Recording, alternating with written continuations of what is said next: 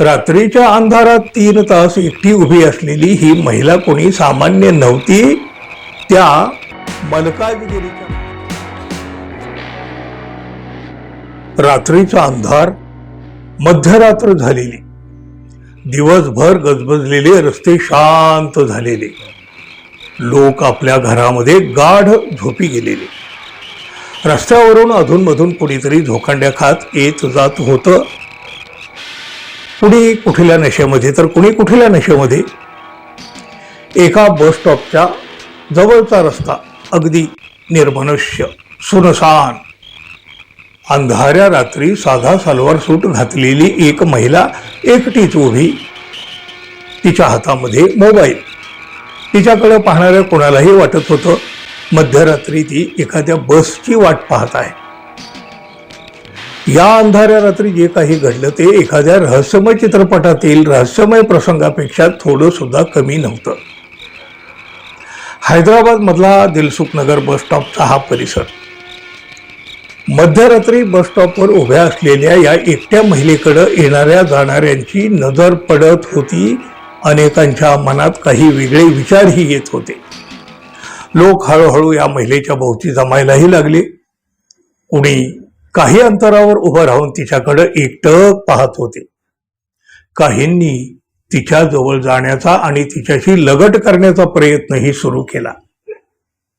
कुणी तिच्या आजूबाजूला घुटमळत होतं.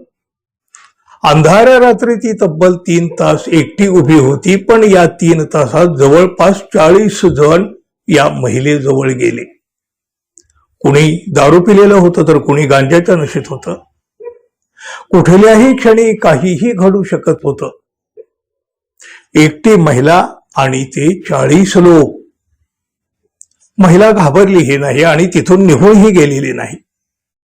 मध्यरात्रीच्या अंधारामध्ये एकटी महिला बस स्टॉपवर अडकलेली पाहून नशेतले लोक जेही काही करू शकतात ते सगळं या महिलेच्या आजूबाजूला घडत होतं.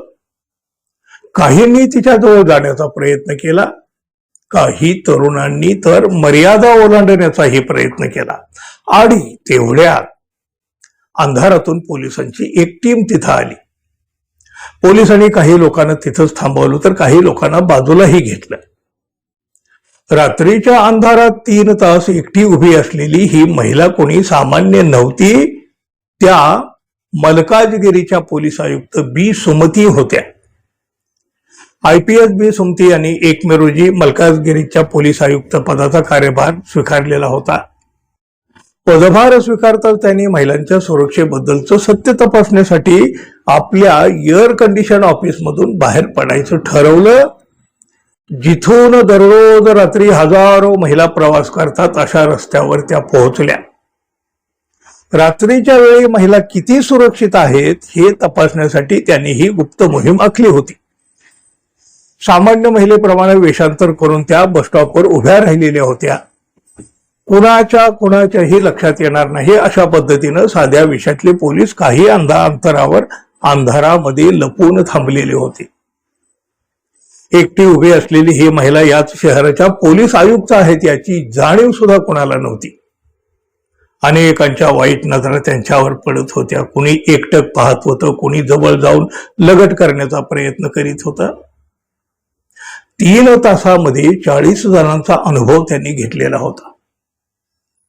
रात्रीच्या वेळी एकट्या महिला किती असुरक्षित आहेत याची जाणीव या महिला पोलीस आयुक्तांना झालेली होती. त्यांच्या या मोहिमेचा हेतूही तोच होता. रात्रीच्या वेळी महिलांना कुठल्या परिस्थितीशी सामना करावा लागतो याचा त्यांनी साक्षात अनुभव घेतला.